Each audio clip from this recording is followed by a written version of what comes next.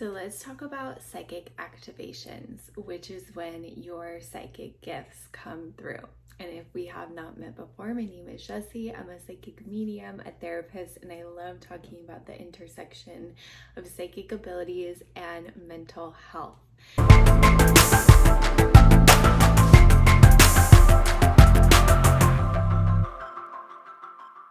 So as I'm recording this, it's September 2022, and we recently had a full moon where my guides gave me the download that there were going to be a lot of psychic activations happening, and I wanted to share what my experience was like when my gifts came back in, and also give you a little bit of background information on different psychic abilities, what it can look like when it happens, and how psychosis and psychic activation are two sides of the same coin. What I will say is we will be touching on maybe some taboo subjects or schools of thought, and I do not believe there is a right or wrong way to conceptualize this. I just want to share what my perspective and what my experience has been thus far. Take what resonates, leave what doesn't. What I also will say is that your psychic activation does not need to look like mine. My intent really is to give you a foundation and a place where you can feel less alone in all of this, because it can be very confusing and it can be very, very isolating going through this experience if you don't have any understanding or the proper support. And even if you do have that. So let's get into it. A psychic activation, as I said, is when your psychic gifts come through. But your psychic abilities are actually the natural abilities of your soul. You are an everlasting soul in physical form. So that means that as we come down into this physical body, as we age, as we go through conditioning, those natural abilities of the soul, which is what we might call psychic abilities, magic, all the things, start to fade as we get deeper and deeper into our bodies. We have traumatic experiences. We experience the conditioning of the 3D world. So your psychic activation is when you get back to your soul, to your essence, and your psychic activations come back, or your psychic gifts come back online, if that makes sense. But that doesn't necessarily need to be the case for everyone. You can hold on to your psychic abilities throughout your entire life. And so you could be someone from a young age as a psychic medium, someone who sees and experiences spirit. And again, it can be a very confusing process if you do not have the support and the tools. But for me, I turned my psychic gifts off when I was 6 years old, and then they started to reactivate around 26 for me. So there was a very long span of when they were dulled. They don't go away. Looking back on it, there were glimpses of them coming in, but again, I didn't have the understanding or the space of what was actually happening. So the psychic abilities that I know of thus far, and again, as we get deeper into this ascension process, I think we're going to see a lot more. But you can think of psychic abilities as an extension of your senses. We all have them. It just looks different for each one of us. So the one that you've probably heard of is clairvoyance, which is the ability to see through your mind's eye. You can see spirits, orbs, energies, auras, and you can also see them in the 3D world as well if you have a really strong and open third eye. So that's clairvoyance. Clairaudience is the ability to hear spirit, and it kind of sounds like someone is speaking to you in the back of your head. And as you get deeper into this gift, you can start to discern between what is speaking to you. And there's a spectrum of that. There is we said clairaudient. I always get tripped up on these. Clairsentient, which is the one that really came in strong for me during my psychic activation, which is the ability to feel energies, to feel emotions, to feel when spirits or energies are present, which can also run alongside with being an empath, but an empath has more to do with other people's emotions, feeling them as if they are your own. And then the last one that we have is claircognizance, which is just knowing and not really always able to pinpoint how you know, but you do know. Outside of that, the ones that are less talked about is the ability to taste things that aren't in the physical environment and the ability to smell things that aren't in the physical environment. For me personally, I know that my grandma, who is in spirit, I've actually never met her in the physical world or in this physical reincarnation. How I know she's present is I can smell her perfume, and I just know through my claircognizance that that is her perfume. So again, with all of this, it can be very easy to get up in your head, to question things. What I will say is that what you are intuiting in your body is correct. So knowing that we have all these abilities, it looks different for each of us. Some of us can have all of these. Some of us are here to specialize in one. Some of us flow throughout our lives through these different clairs.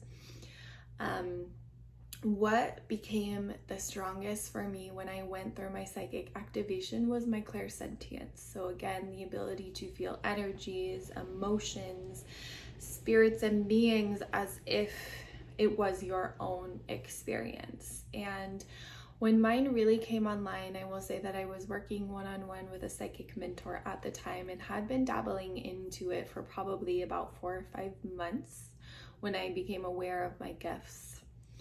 And when they really started to come online was ironically, it was New Year's Eve. So it was like a triple whammy. It was New Year's Eve, New Year's happens to be my birthday, and then it was on the eve of 2020, which we all know the wild energy of 2020. So it was like all of these compounding experiences at once, and I was at a New Year's Eve / birthday party. And I had been starting to dip into tarot readings and was still using the booklet, was like very fresh into all of it. And I had this experience where at this New Year's Eve party, I was offering tarot readings, and I had this person come and sit down across from me, and I had pulled 3 of Swords. And if you are familiar with tarot, 3 of Swords is often a card that is associated with heartache. And I immediately felt this pain in my chest that I knew was heartache. And I looked up at this person and I said, "You're going through heartache right now." And I remember feeling it so intensely as if it was my own. And it was this crippling and this intoxicating experience all at once, that I knew that I had these abilities where I could feel things that were sort of outside of myself. And it was one of the first moments where I was like, wow, I really am psychic. This is real. This is something. I'm on to something here. And from there, it opened up my energy. And that is a very similar experience to any sort of psychic activation when your energy field starts to open. And if we are not grounded into our bodies properly, it can be a very disorienting experience where, again, 2 sides of the same coin, psychosis and a psychic activation.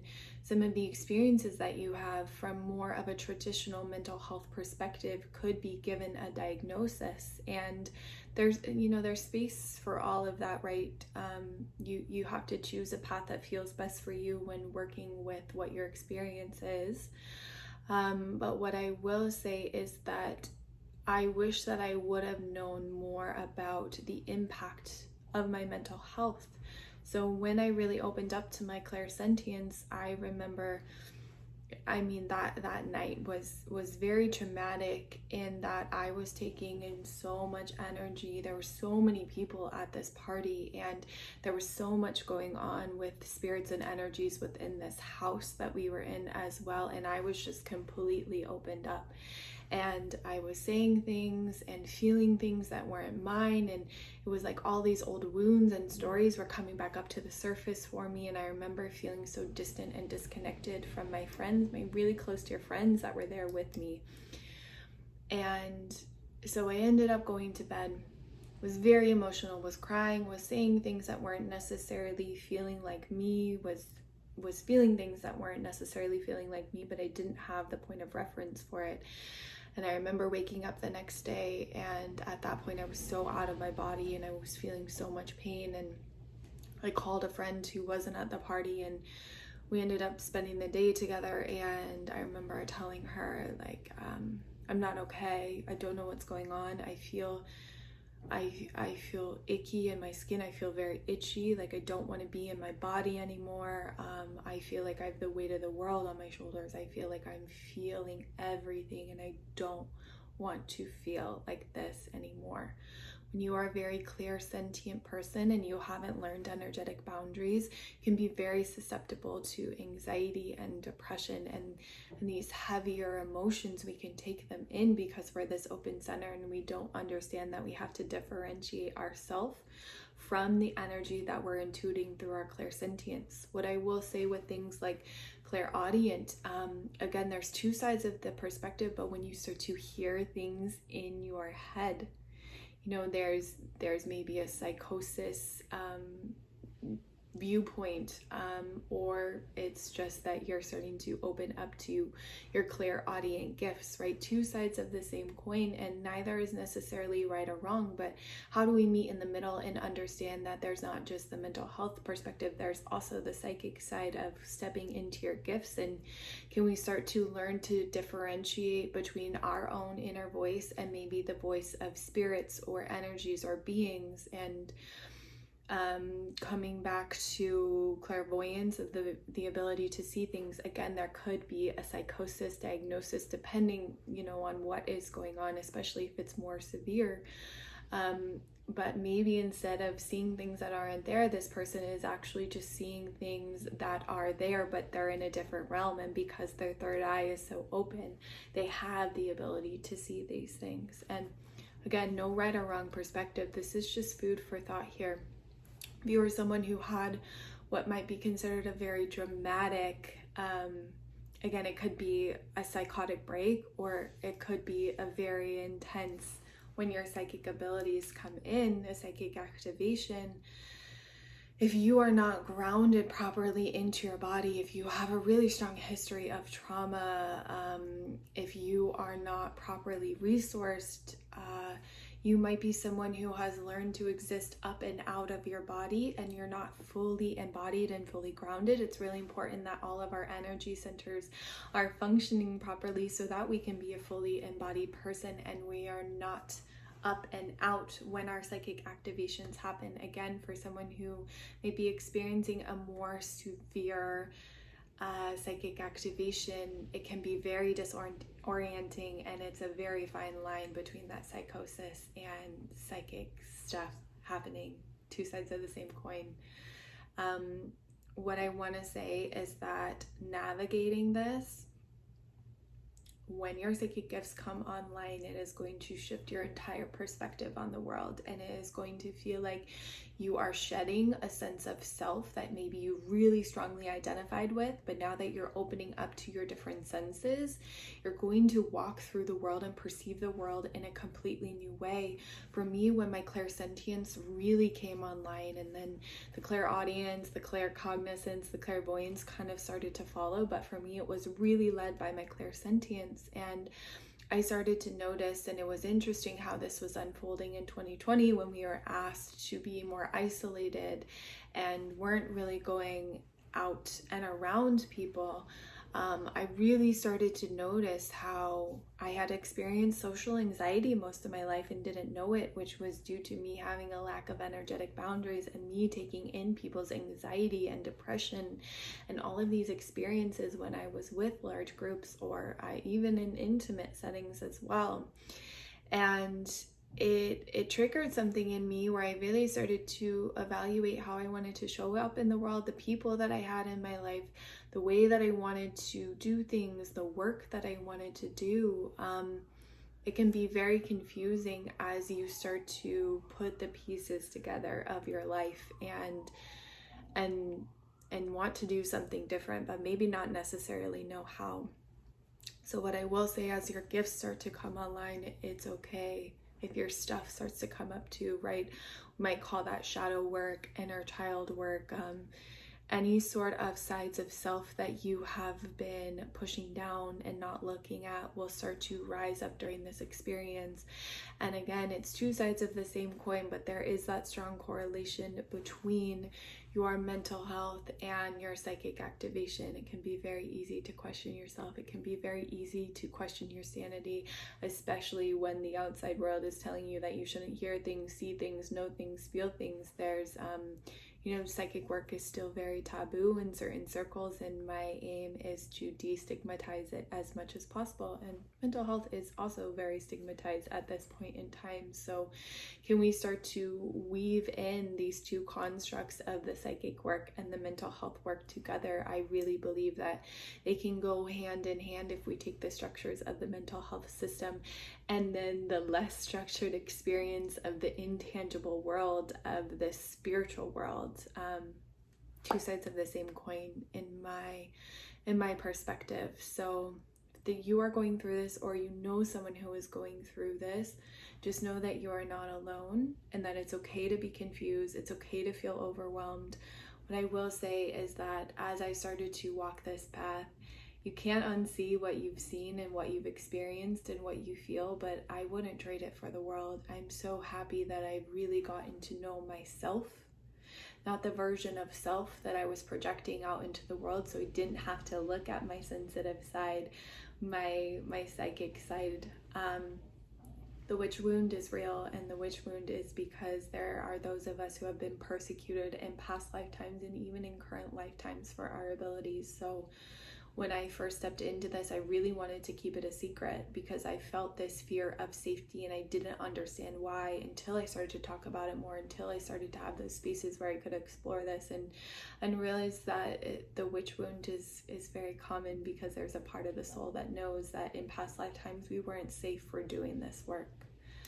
I feel like there's so much more that I could say on this topic, but I just wanted to start to open up the conversation and allow people to feel less alone in this experience. So what I will say is what helped me the most during this time was finding someone that I trusted, that I could work one-on-one with during this time, to not only start to lean into my gifts, but to also feel supported in my mental health and to explore the connection between my mental health and my psychic side, because when you start looking at one, the other side inevitably starts to come up, and it's also really weaved into the physical and the whole mind body spirit connection, which is what I base all of my offerings on. They really are a holistic perspective.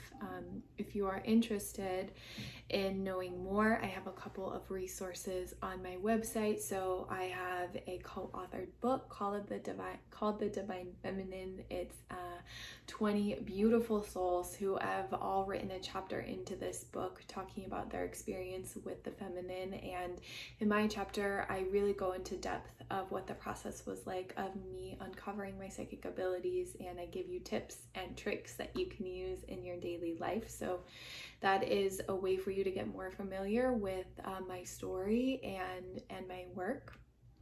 And then I also offer tarot readings on my Instagram if you want to get familiar with my reading style. If you want the full thing, I offer 30-minute and 1-hour readings on my website.